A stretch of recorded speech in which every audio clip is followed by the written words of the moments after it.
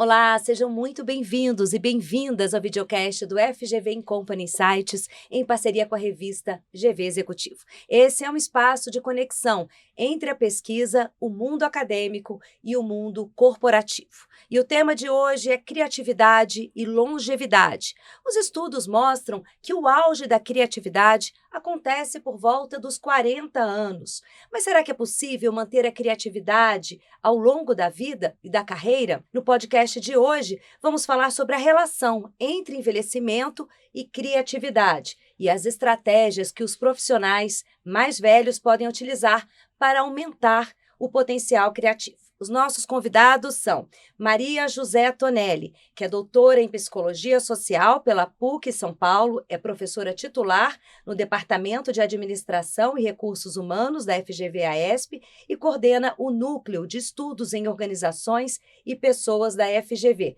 e atua há mais de 30 anos como consultora no desenvolvimento de lideranças. Professora, muito obrigada pela sua participação aqui com a gente. Eu que agradeço o convite, Érica, é um prazer estar aqui com você e com o César.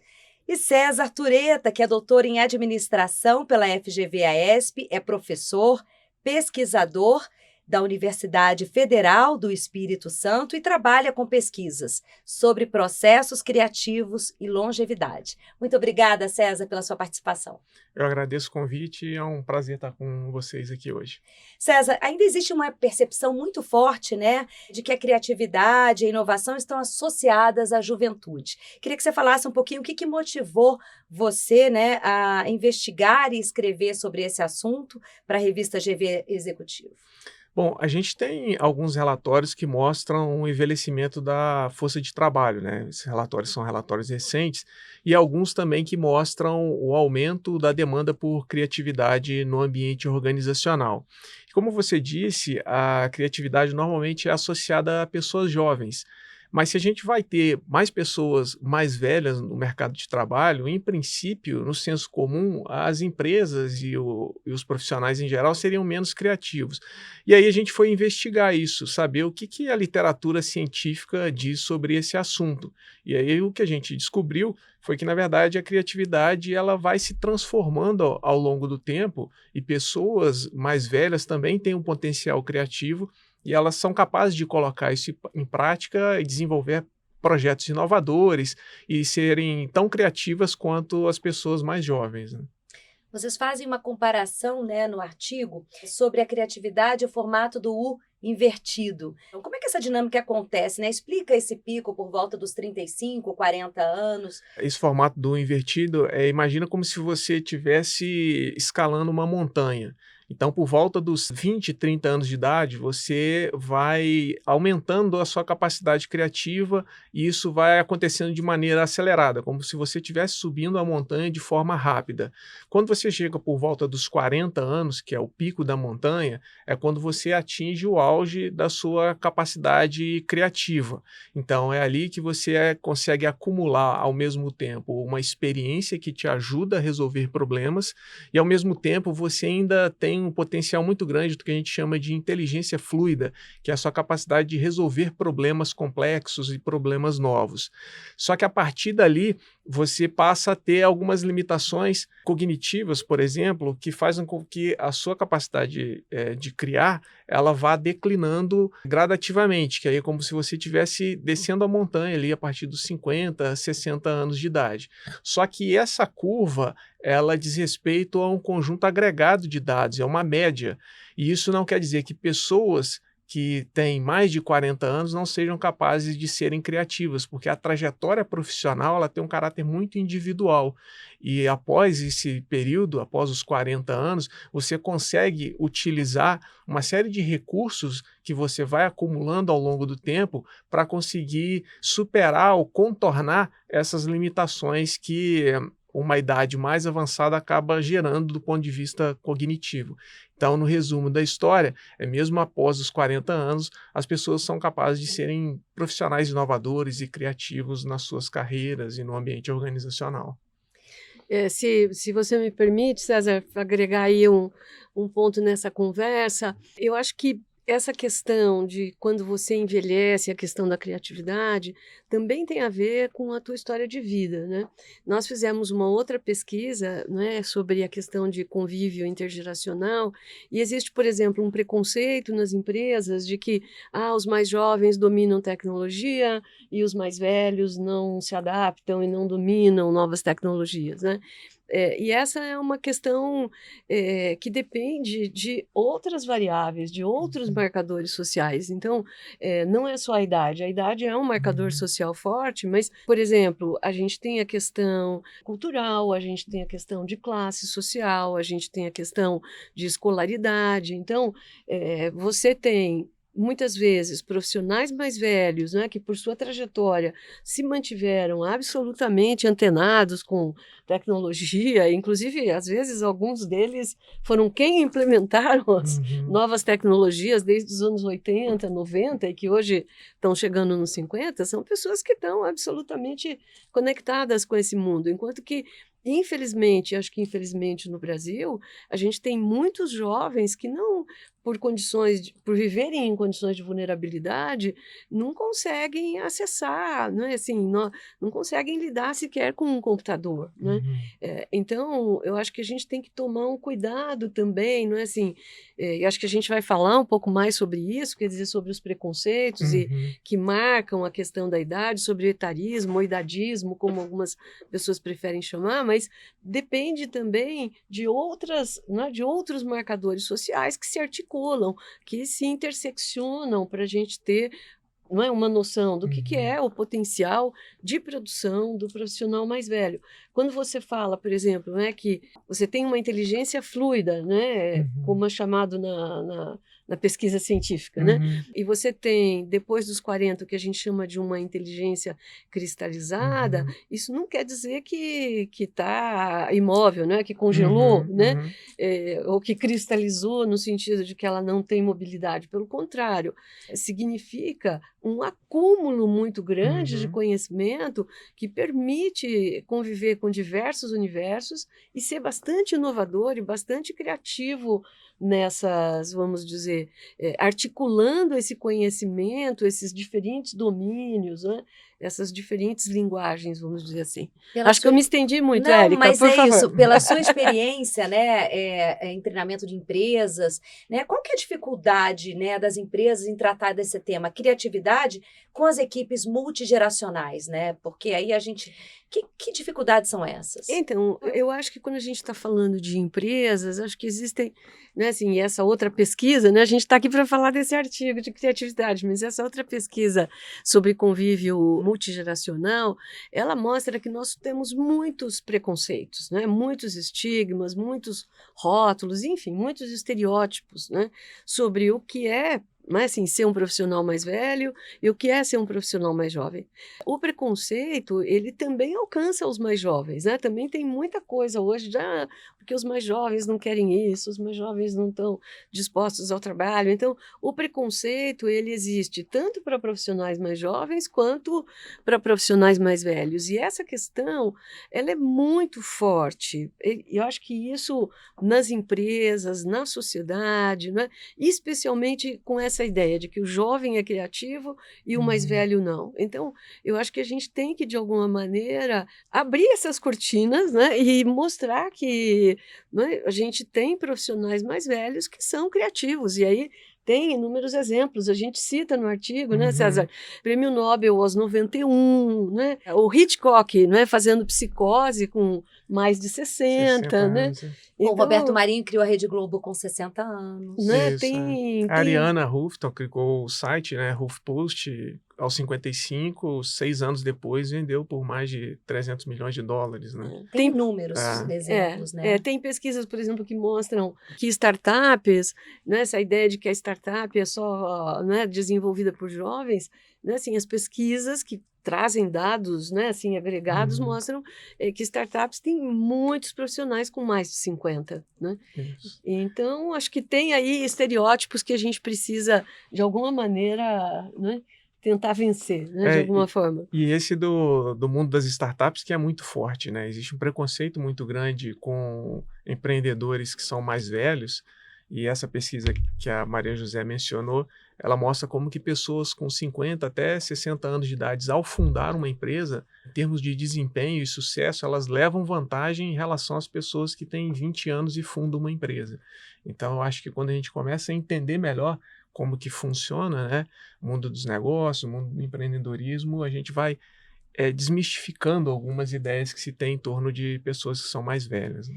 E no artigo tem um framework que é para minimizar, né, com estratégias individuais, as desvantagens do envelhecimento e estimular a criatividade. Fala um pouco sobre esse framework, como é que você dividiu isso e que estratégias são essas? Esse framework entra exatamente no ponto que a Maria José tocou, que é a respeito da nossa inteligência cristalizada, né? Que é o acúmulo de conhecimento que você tem ao longo do tempo, a partir da educação formal e da prática, que tende a se manter ou até mesmo aumentar ali depois dos 40, 50 anos de idade. E esse é um recurso muito importante que você pode usar para superar essas limitações que eu mencionei anteriormente, né? E ali, esse framework, ele trata de formas de compensação, que a gente chama de compensação cognitiva e compensação comportamental, né?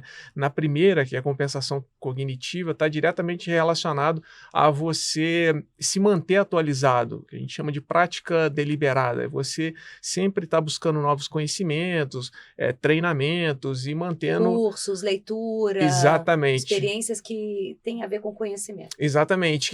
Mas imagine um atleta. Um atleta, ele não mantém um alto desempenho treinando uma vez por mês. Ele precisa praticar sistematicamente. A mesma coisa com a nossa capacidade cognitiva. Você precisa estar ativo o tempo inteiro. Então, essa é uma estratégia que permite você manter a sua capacidade cognitiva ao longo do tempo, mesmo após os 40 anos. E isso ajuda a contornar qualquer eventual limitação que você tenha na sua capacidade criativa, né? Então, esse é um ponto importante. O outro, que a gente chama também de compensação cognitiva, é a aprendizagem interdisciplinar, que a gente tem boas evidências mostrando que quando você busca conhecimento, inspiração, métodos e ferramentas novas de trabalho em setores e áreas diferentes da sua de origem, e você aprende isso te permite ampliar a sua capacidade de enxergar soluções que antes você não era capaz de enxergar porque você ficava restrito à sua área de atuação, né? Então,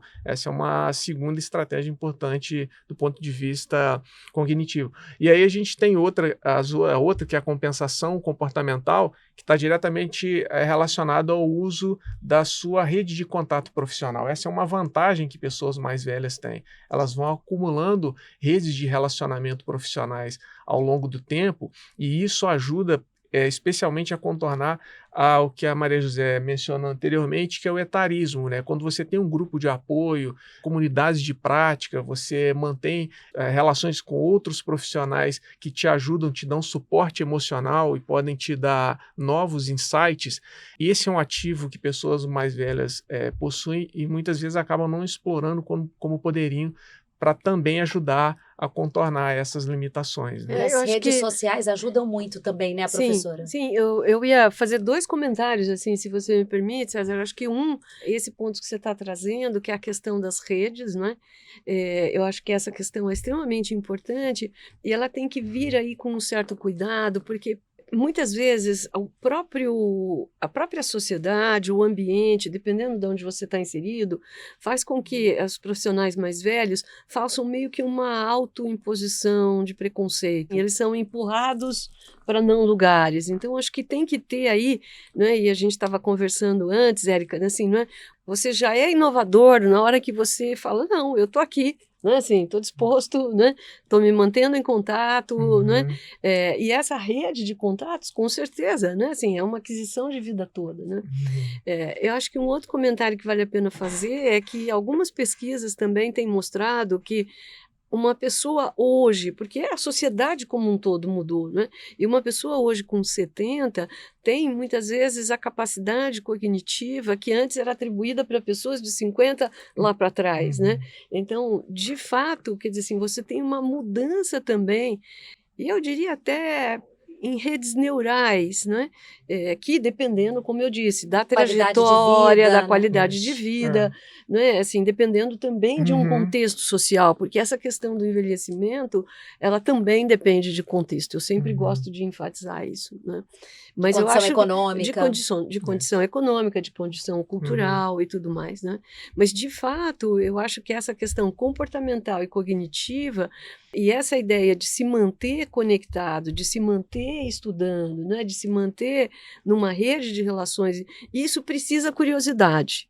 Né? A pessoa tem que ser curiosa, né? Assim, por exemplo, com novas tecnologias, ao invés de falar, que encrenca, que é isso, assim, vamos entender o que é, o que são as novas tecnologias, como é que eu posso usar, né? A gente falou aqui das iniciativas individuais, né, de cada pessoa, mas a gente tem também o ambiente organizacional, que é muito importante também para estimular essa criatividade ou para bloquear essa criatividade também, porque às vezes o profissional ele vai atrás, ele pesquisa, estuda e o ambiente organizacional não oferece esse espaço para que ele estimule e desenvolva a criatividade dele. O que as empresas, né, ainda fazem de errado quando lidam com equipes de diferentes gerações? Ou, se quiser inverter, o que elas podem fazer para melhorar Eu acho que essa trajetória acho que a aí? gente pode ir por esse segundo caminho que você trouxe, Érica, mas pensando primeiro que nós precisamos, do ponto de vista individual e do ponto de vista organizacional,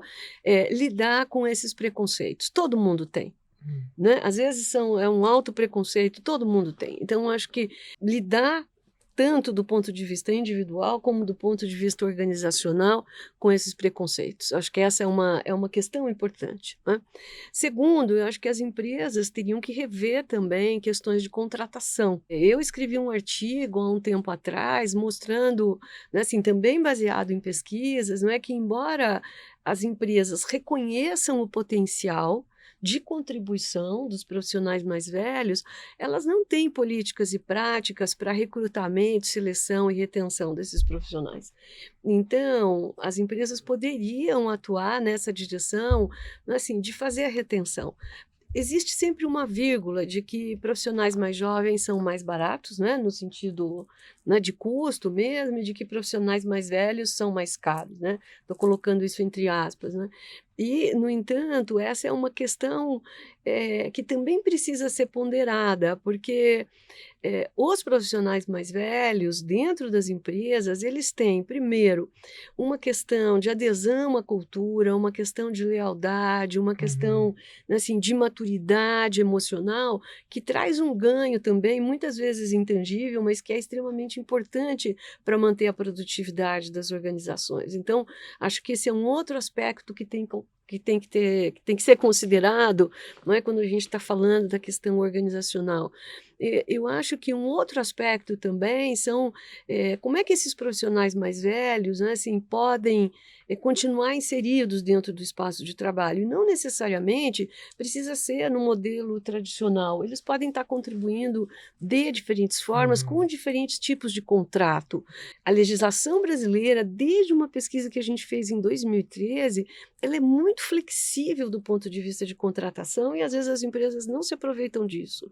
É uma questão de como você... É um tema super importante isso, porque abre oportunidade para uma consultoria, para um outro tipo de trabalho. Tipo de contrato. De contrato. São várias formas de contrato que são possíveis. Então, como é que você pode contratar esse profissional mais velho?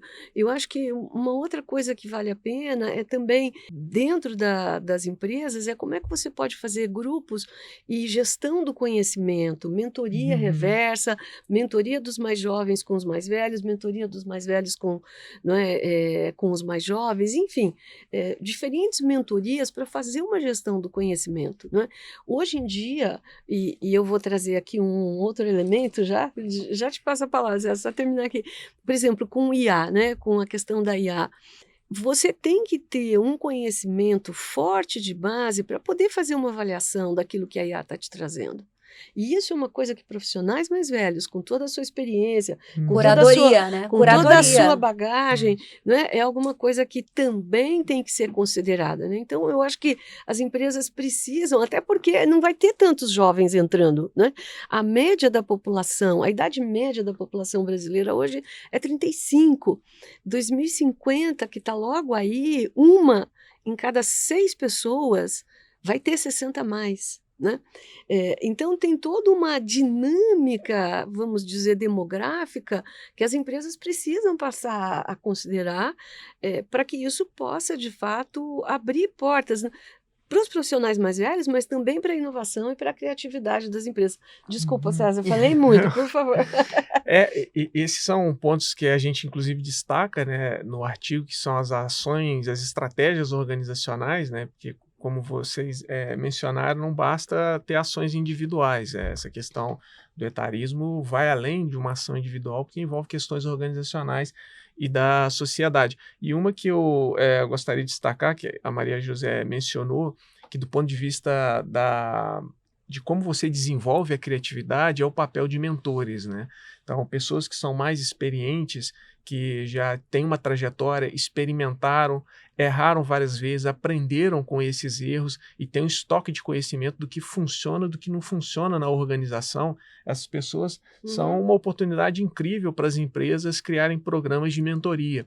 Tem um psicólogo, que é o Kate Simonton, que é professor da Universidade da Califórnia, nos Estados Unidos, e ele estuda gênios criativos. E quando ele faz uma análise daquelas pessoas que são as mais criativas da história, uma das coisas que ele encontrou em comum foi o papel de mentores na trajetória desses profissionais quando eles eram mais jovens.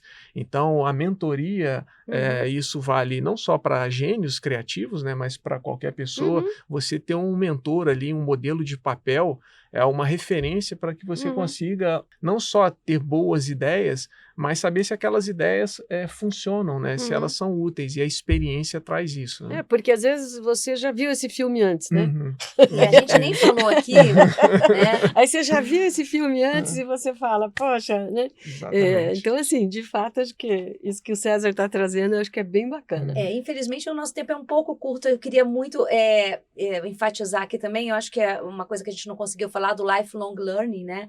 Que é um pouco isso também, de você continuar aprendendo, mas, assim, tem os treinamentos em company também, tem o próprio indivíduo que vai buscar uma transição de carreira, tem muitas opções. E eu acho que a criatividade, ela está ligada, né, professora, a tudo isso, né? Eu queria que você falasse um pouquinho, para finalizar, né, dessa importância, né, do continuar aprendendo. É sobre isso, já que você me provocou, eu vou falar de um programa novo que nós estamos lançando, que se chama Novos Horizontes, e que visa exatamente atender essa possibilidade de um lifelong learning, porque nós vamos viver mais, a carreira linear, única, né, que sempre caracterizou o que era o universo corporativo e para as pessoas, ela hoje não é suficiente, nós vamos viver mais, então nós vamos ter várias carreiras, se é que dá para a gente chamar dessa forma, ou várias identidades profissionais, né? Então, esse programa que a gente está lançando, ele é um programa que visa ajudar alguns profissionais, 45, 50 a mais, em olhar para a carreira que construiu até esse momento e ver que outras carreiras podem ser possíveis, considerando essa aprendizagem para a vida toda. E acho que tem uma questão também prática que a gente não mencionou, talvez seja uma outra conversa comprida, mas nós não vamos mais nos aposentar. A aposentadoria não é mais factível para todos, né? Tem uma questão material concreta para que a gente possa continuar trabalhando. A gente precisa, né, de alguma maneira, né, do ponto de vista da materialidade, continuar se sustentando.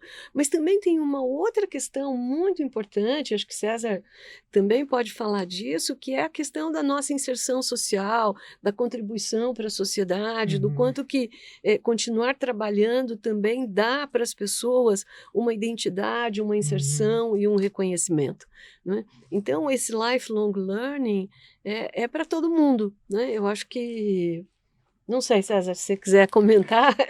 Eu queria que a gente está chegando aos minutos finais, e até para você fazer os seus comentários e dizer que lições que a gente pode tirar, né, disso, né, de criatividade e longevidade. Eu acho que a lição principal que o artigo traz é exatamente essa parte final que a Maria José mencionou, que é as pessoas, elas precisam, né, continuar engajadas em atividades de trabalho que tragam significado para a própria vida, e especialmente atividades criativas, elas são muito úteis nesse sentido, né, de você conseguir ali manter a sua mente ativa, se sentir importante e sentir que você tem ali uma utilidade para a sociedade, para as pessoas ao seu redor. O trabalho criativo, mais especificamente, traz esse significado. E tem mais pesquisa que vocês estão preparando por aí, né? Sim, a gente está trabalhando numa pesquisa, o César e eu, então a gente quer, assim, provocar um pouco mais nessa questão da criatividade, porque ele ainda é um tabu. É como se, né, assim, profissionais mais velhos não fossem criativos. Isso. Então, acho que a ideia é essa. A gente está ainda no começo, já fizemos revisão de literatura, como toda pesquisa demanda, e estamos nas Exatamente. entrevistas, né, Isso, César? vamos Começamos. para a coleta de dados e poder trazer um resultado legal e interessante que possa dar uma contribuição para essa área. E apresentar aqui para a gente, claro. Claro, um prazer. César, muito obrigada pela sua participação aqui com a gente. Professora Maria José, é uma honra tê-la aqui com a gente também. A gente aqui agradece, muito obrigada. Obrigado. E não perca os próximos episódios do FGV Company Insights. Até lá!